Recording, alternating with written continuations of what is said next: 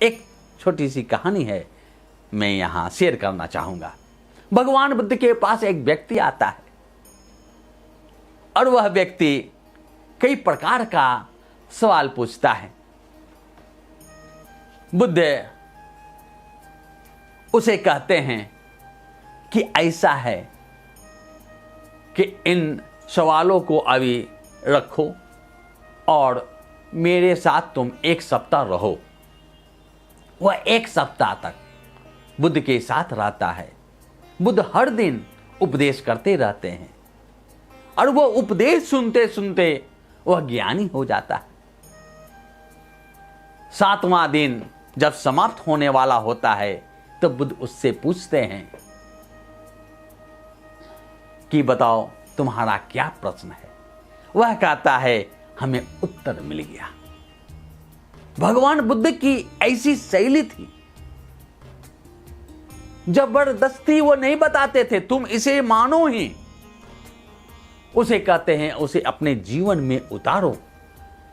अगर कोई रसगुल्ला नहीं खाया है और उसे जबरदस्ती कोई कहे कि जानो कि रसगुल्ला मीठा होता है, कैसे मानेगा? बलात् उन्होंने स्वीकार नहीं किया। आप पहले रसगुल्ला खाओ, उसकी अनुभूति करो, तब जानो कि रसगुल्ला मीठा होता है। उसके बिना आप कैसे कह सकते हैं? रसगुल्ला भी मीठा है, काला जामुन भी मीठा है, रसमलाई भी मीठा है, जलेबी भी मीठा है, लेकिन सबों के स्वाद में अंतर है।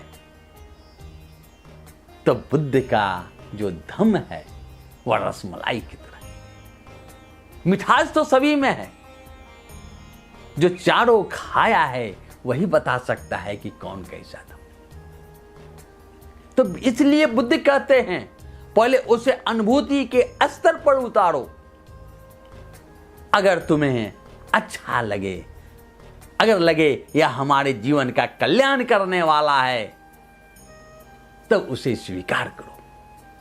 बुद्ध के हर उपदेश का केंद्र बिंदु मानव है और मानव का कल्याण है। 2 ही की बात करते हैं, दुखं च दुख निरोधं च। लोग कहते हैं कि भगवान निराशावादी है। क्यों? क्योंकि वह दुख की बात करते हैं। दुख तो सत्य को बतलाते हैं। दुख तो सत्य है। व्यक्ति जन्म लेता है तो रोता हुआ पैदा लेता है। दुख तो सत्य है और जन्म मरण के बीच में वह दुख ही भोगता रहता है। तो इस दुख से, इस छटपटाहट से, इस निराशा से वो निकलने का उपाय बतलाते हैं। बुद्ध तो पूर्ण रूप से आशावादी है। अगर केवल बुद्ध दुख को बताकर रह जाते तो निश्चित रूप से निराशावादी होते। उन्होंने उस समस्या से बाहर निकलने का उपाय बतलाया। यह तो संसार की सबसे बड़ी देन है बुद्ध का। केवल दुख है यह नहीं बतलाया। उन्होंने कहा कि यह दुख अकारण नहीं है, उसका कारण है, और वह कारण है तृष्णा। हम इस पर ज्यादा विस्तार से नहीं जाएंगे यहां। और उस आसक्ति को, उस तृष्णा को हटा दोगे तो दुख का अंत हो जाएगा। उसके लिए वे मध्यम मार्ग बतलाते हैं। उस मध्यम मार्ग पर हम चलेंगे तो हमारा कल्याण हो जाएगा, हमारा सुख हो जाएगा। और जब हमारा सुख होगा तो हम तो दुखी किसी को नहीं करेंगे, और हमारे संपर्क में जो आएगा उसका भी कल्याण होगा, उसका भी मंगल होगा। बुद्ध का धर्म पूर्ण रूप से आचरण प्रधान है। बुद्ध ने बोलने के लिए नहीं कहा। एक कहानी जानते हैं, बहेलिया आएगा, जाल बिछाएगा, दाना डालेगा, तुम उसमें फंसना नहीं। लेकिन बहेलिया आया, जाल बिछाया, दाना डाला और एक एक करके सारे कबूतर फंसते चले गए।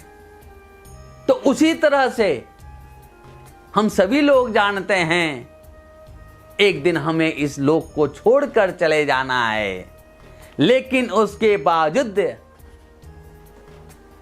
हम उस जाल में फंसे हुए हैं, उससे एक एक कर फंसे जा रहे हैं, एक एक तृष्णा पाल रखे हैं।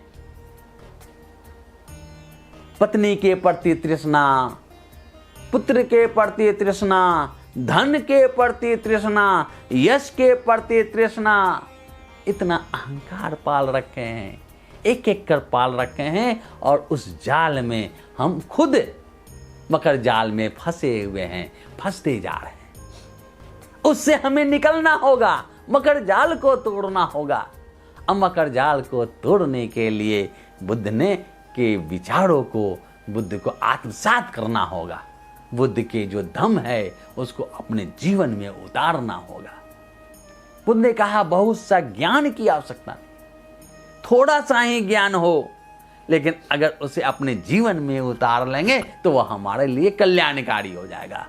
बहुवम पीछे सन्निहितं भासमानो न तक्रो होती नरोपमत्तो गोपो वो गावो गणयं परेशं न भागवा समय होती। बहुत से ग्रंथों का पाठ करते हो, पूरा बुद्ध का धम्म आपने याद कर लिया, कंठस्थ कर लिया, बोल रहे हैं, लोगों को उपदेशित भी कर रहे हैं, न तकड़ो होती नरोपमत्तो, लेकिन आप प्रमादी हैं और उसके अपने जीवन में ही उतार नहीं रहे हैं, तो कोई लाभ नहीं है। इसकी उपमा देते हैं, उस ग्वाले की तरह आप हैं, गोपो वो गावो गणयं परेशं, जो दूसरे की गायों की केवल गणना करता है, लेकिन उसका दूध तो पाएगा नहीं, क्योंकि उसका तो अपनी गाय है ही नहीं। उस ग्वाले की तरह आप शर्मन है। ये भिक्षु को उपदेश दे रहे हैं, न समयस गोपो वो गावो गणयं परेशं न भागवा समयस होती। तो आप भागीदार नहीं होंगे सामान्य का। शर्मन तो बन गए, भिक्षु तो बन गए, सामनेर तो बन गए, लेकिन उसका जो लाभ है वह लाभ तब तक नहीं मिलेगा जब तक कि बुद्ध के धम्म को अपने जीवन में नहीं उतारेंगे। उन धर्मों को आपको अपने जीवन में उतारना होगा। बुद्ध के जो धम्म हैं, हिंसा मत करो, चोरी मत करो, व्यभिचार मत करो, झूठ मत बोलो, नशा न करो, ये सभी जो बातें हैं भगवान बुद्ध के, इन बातों को अगर हम अपने जीवन में उतार लें तो हमारे लिए कल्याणकारी होगा और पूरे संसार के लिए कल्याणकारी होगा। आज आप रूस और यूक्रेन का युद्ध आज भी चल रहा है। रूस और यूक्रेन का युद्ध 150 दिन से ऊपर हो गया है, लेकिन वह थमने का नाम नहीं ले रहा है। अहंकार की लड़ाई है, दोनों की हानि हो रही है। कहा कि ना पहले ही मैं बता जाओ, नहीं वेरेन वेराने, वैर से वैर शांत नहीं होगा, अवेरेन चाहता अवैर से ही शांत हो सकता है। और यह चलता रहेगा। इसमें जो है पूरा राष्ट्र जो है वह परेशान हो रहा है, विश्व युद्ध की भी आशंका है। तो ये जो हमें अपने आप को बुद्ध के मार्ग पर ले जाना होगा, बुद्ध के धम्म को फैलाना होगा, प्रचार प्रसार करना होगा, तभी जो है इस धरती को हम स्वर्ग बना सकते हैं। बुद्ध का धम्म हमेशा प्रासंगिक रहा है और हमेशा प्रासंगिक रहेगा। जब तक मानव रहेगा, जब तक मानव जाति रहेगी, तब तक जो है बुद्ध का धम्म प्रासंगिक बना रहेगा। बहुत सब मंगल।